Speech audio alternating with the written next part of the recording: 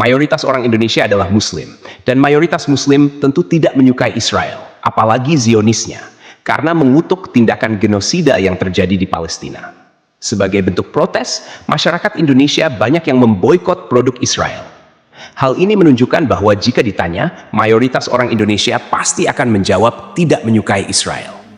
Lalu, bagaimana jika pertanyaan itu diajukan kepada Israel? Apa tanggapan Israel jika ditanya tentang bangsa Indonesia?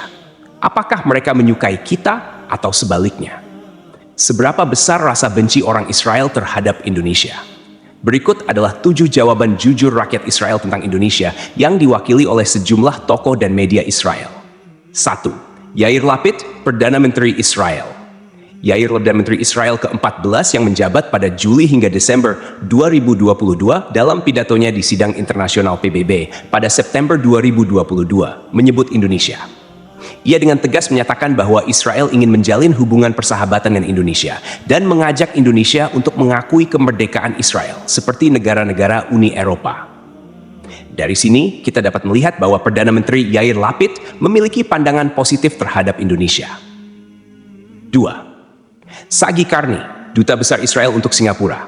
Sagi Karni, yang menjabat sebagai Duta Besar Israel untuk Singapura dari 2019 hingga 2023, memberikan kritik terhadap Indonesia pada Mei 2021 ketika Indonesia, Malaysia, dan Brunei meminta PBB untuk menghentikan serangan Israel ke Gaza.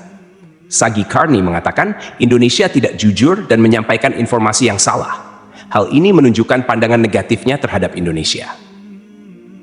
3. Media The Jerusalem Post. The Jerusalem Post, yang sebelumnya bernama Palestine Post, adalah media yang berbasis di Israel dan Palestina. Media ini pernah menyebut Indonesia sebagai negara yang terbelakang, terutama setelah Indonesia membatalkan rencana menjadi tuan rumah FIFA U20 2023 terkait dengan kehadiran tim Israel. Ini menunjukkan ketidaksetujuan media tersebut terhadap Indonesia. 4. Benjamin Netanyahu, Perdana Menteri Israel. Benjamin Netanyahu, Perdana Menteri Israel sejak Desember 2022, pernah mengungkapkan keinginannya agar Israel bisa menjalin hubungan bilateral dengan Indonesia.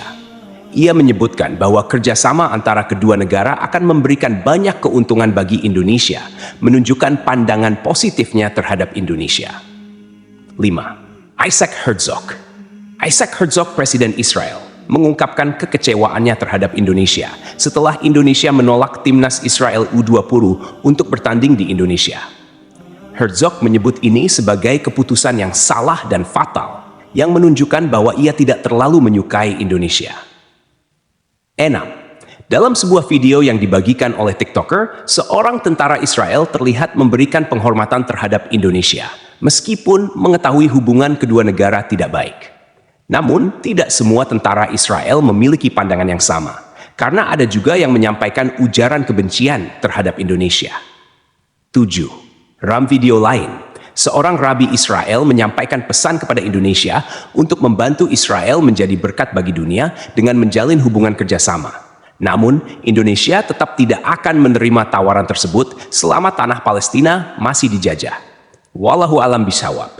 Semoga kisah ini bermanfaat. Mohon dimaafkan jika ada kekurangan, yang benar datangnya dari Allah, sementara yang keliru berasal dari saya pribadi sebagai manusia biasa.